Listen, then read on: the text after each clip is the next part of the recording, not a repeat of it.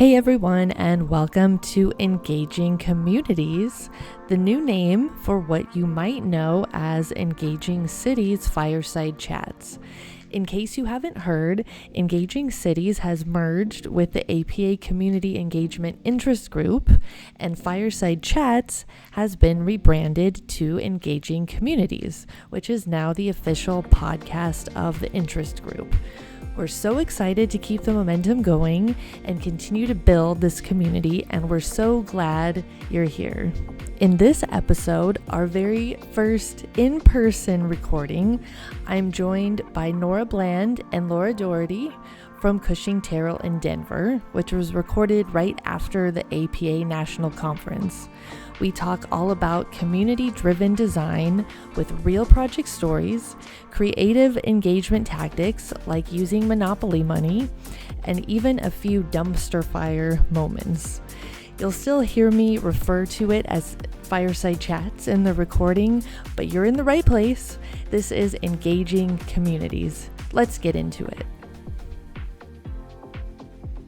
Well, hello, everyone. Welcome to the first in-person Engaging Cities Fireside Chat. It's super exciting to do in person instead of through a screen. So I hope it's enjoyable for you as it is for me.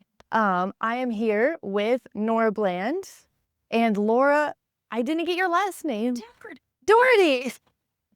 Love for practice. And what company are you both with? We are with Cushing Terrell. We are a multidisciplinary design firm, and we're in our Denver office. All right. Thanks for having me. And if you guys ever get a chance to come to their office, the lobby is amazing. We should be doing it down there. There's a huge fireplace down there. If I can give a blurb about it, we love Denver and we're really committed to Denver. And so it was very important to us to lease office space right here in upper downtown. Where, post-pandemic, our commercial real estate is suffering a bit. And so we really wanted to be a part of the next wave of great things here in downtown Denver. So thank you for shouting out our atrium and office space, because it is. I think there's some really good revitalization happening in this part of upper downtown. Yes, absolutely. So we just came out of the APA National Conference here in Denver, which is why we're here in Denver. And I thought I'd wear this shirt. I don't know if you can see it that well. It's from the APA Colorado chapter, the handmade tie-dye shirt. It's super cool. So I thought I'd represent APA Colorado. But we're going to talk today about community-based design. Community-driven design. Community-driven design. Yeah. Okay, Nora, what does that mean? Yeah, so it's when community members are able to give input throughout the design process. So then the end design really reflects shared community values. When people are more kept in the dark, that's when rumors get started and circulate, which is really preventable if you're upfront with the community. It's also an opportunity for the developer or municipality to hear concerns and find ways to address them before something is fully designed. Okay. Is there a particular project example that you could share where you've used that? Sure, yeah. One that comes to mind from Missoula, Montana. We were doing an affordable housing project there. It was really a mixed-use development, but we got a local neighborhood organization involved, and they really helped us craft the best way to engage with their neighbors. And so we held a big community meeting. We made it more of a celebration. We had games and different interactive activities for neighbors to really play with little building blocks to see, where on the site certain uses could be. And we went in thinking maybe the neighborhood would want a coffee shop, and we were really surprised to hear that they didn't want another coffee shop. They really What? needed more of a local market. And Oh, okay. so that way, as we're designing, we're able to make sure that it meets the needs of the community. And I feel like it really reflects, it results in a better design because it's place-based and the residents are not surprised by anything because they were able to participate from the beginning. Oh, great. And I think you have an example too, a great local one. Oh, good. Okay. So a little bit closer to home, here in Colorado, working with the city of Aspen for, at this point, what will be their largest affordable housing development in the community. And before we got engaged, there had already been 3 rounds of community engagement that helped set where the development was going to be, the density of it, and really just kind of the nature of the project. So we did the 4th round Okay. of community engagement where we were really getting into what should this neighborhood be. And the tract of land is just under 11 acres. And of course, everybody can see everything in it. But there's always scarcity. There's always a limited number of resources. And so what we really needed to get from the community is, what's your priority? And really, what are those trade-offs? Because you can't have it all. Right. And so we really did an exercise with the community that was really exciting. And it was a kind of group effort to figure out how to do this trade-offs. But we gave participants $100 of Monopoly money. Okay. And then we assigned values to a number of these things, like net zero buildings. And we put a pretty high dollar value to that. Whether they wanted underground parking, again, because what did that mean? It was an offset to have then more green space. What was their priority for storage? Huge priority, by the way. Huge priority. And so there were a number of things outlined for this development of really what were those trade-offs. And working in the city of Aspen, we heard time and time again, they don't want big buildings. They didn't want, kind of large-scale development.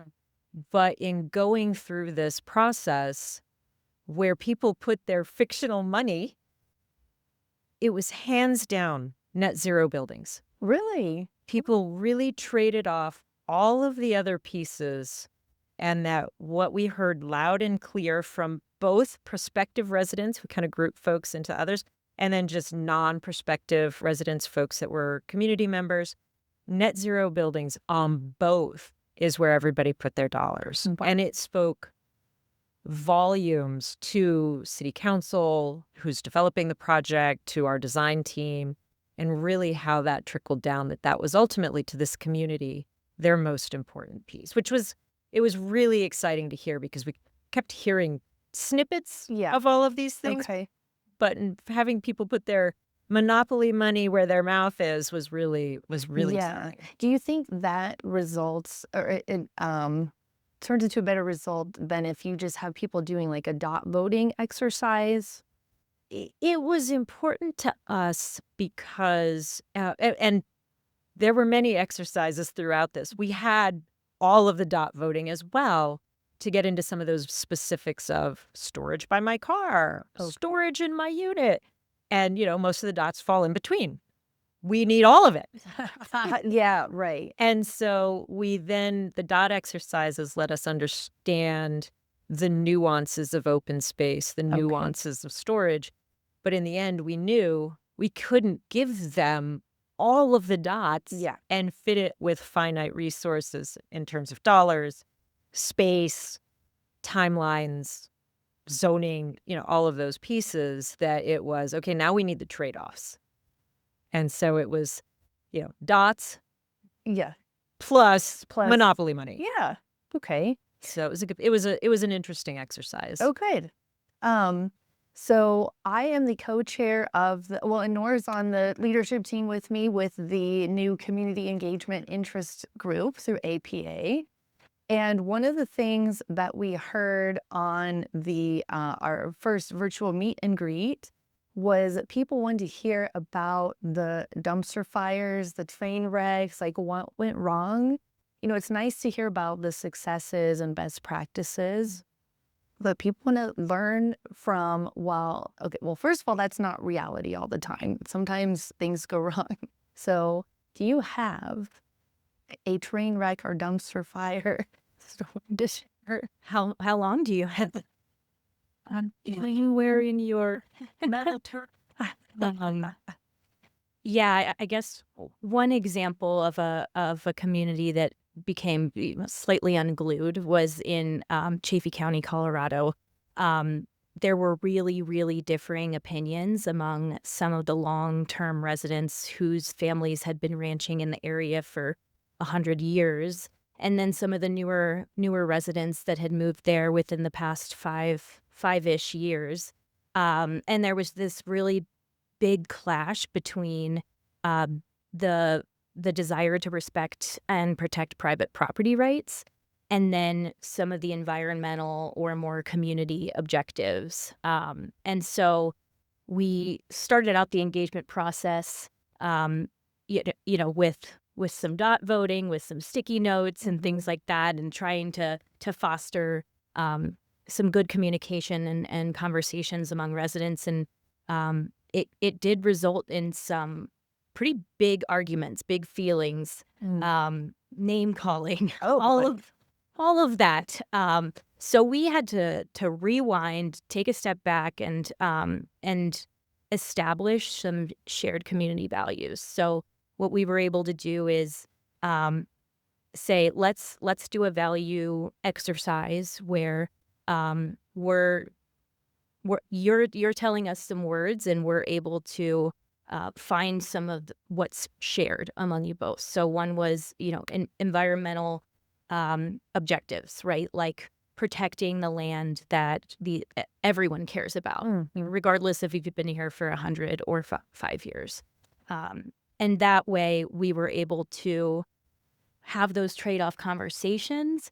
And but once we'd started from a place of shared values, those conversations were much easier to get through. And while the end result of a comprehensive plan that had some growth scenarios, had a preferred growth alternative, while it didn't check every box for everyone, the community was supportive because they had walked through the process, understood the trade-offs, understood what growing in certain ways would look like in their valley, and understood that they're not going to get everything that they want, but they are on board with their fellow community members for that plan. Okay, that reminds me of, do you remember America Speaks?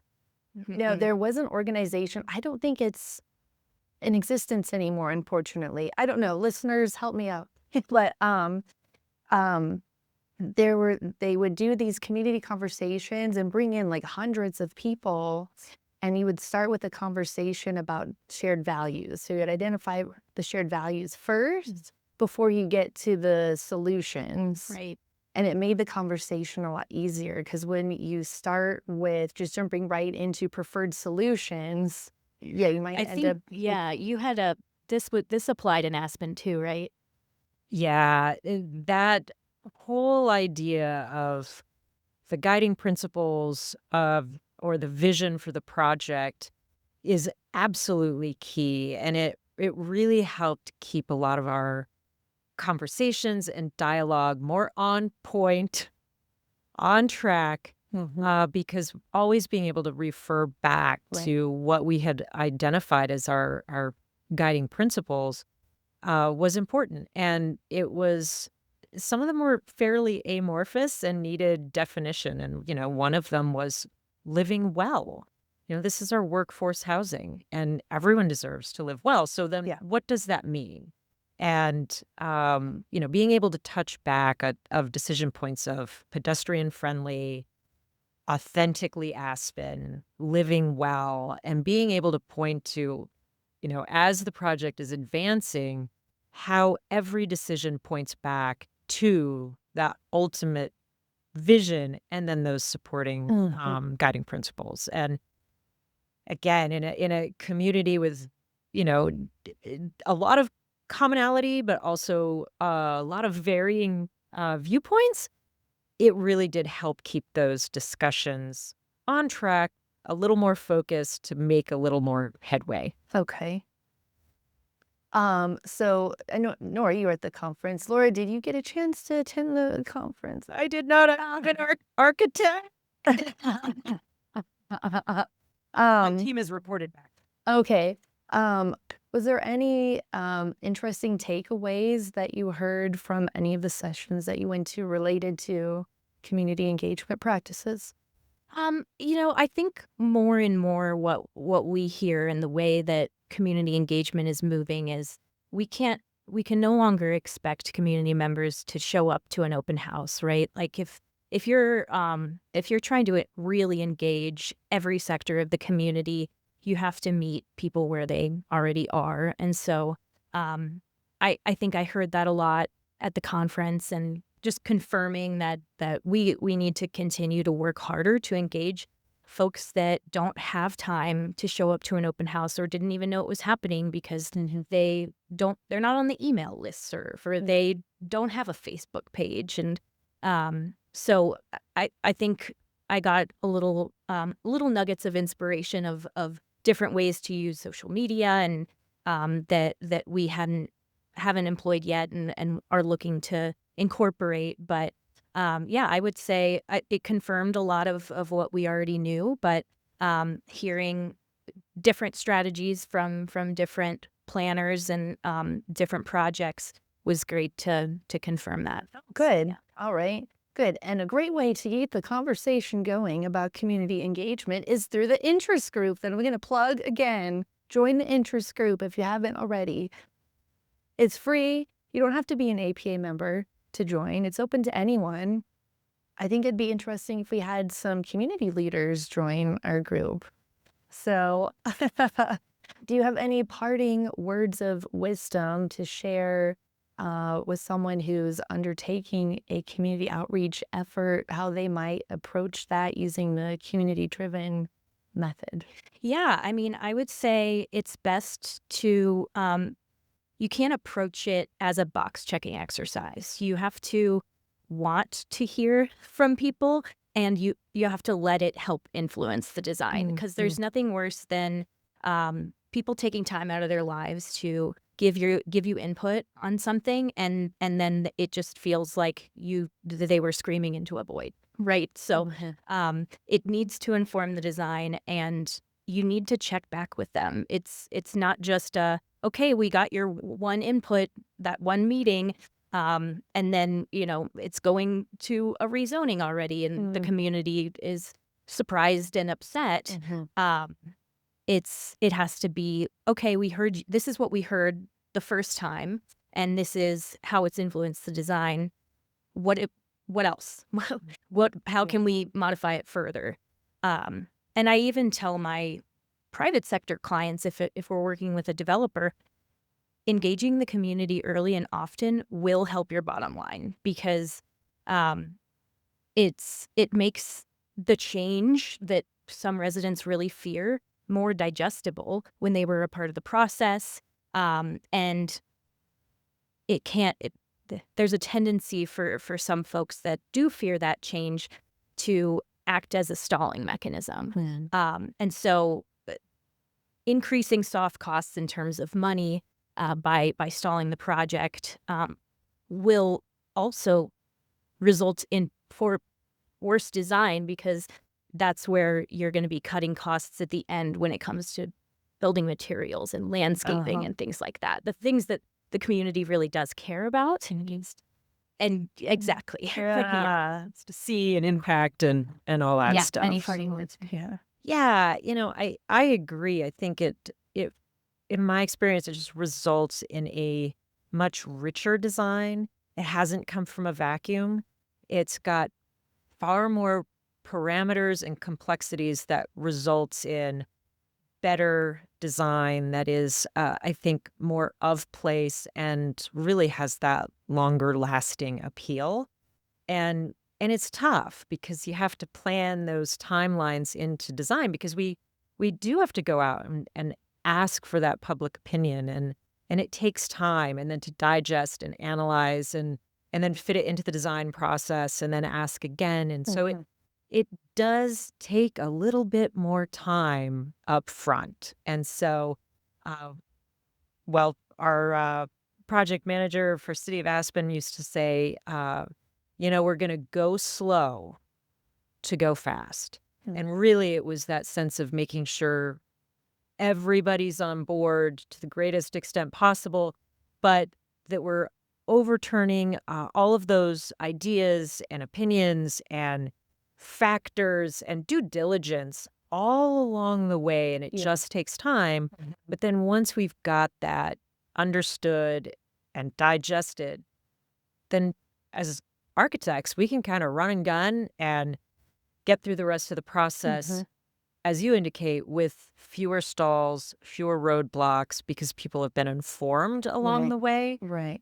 And that feedback loop, because when people actually donate their time to participate, seeing how that's impacted the outcome is critically important. And you're going to get opinions on both sides of the fence. So some folks are going to see it and go, you didn't hear me.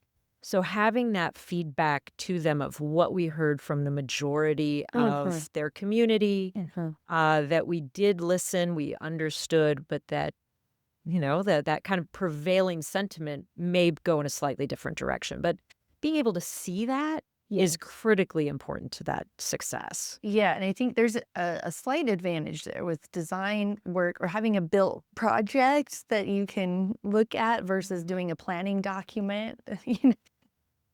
I get to deal in slightly less abstraction. Yeah, exactly. All right. Well, Nora and Laura, thank you so much for your time. Thank you for being our first in-person guest. So excited to be. I think we set the bar pretty high. All right. Thank you, everyone, for tuning in. We'll see you next time. Thanks.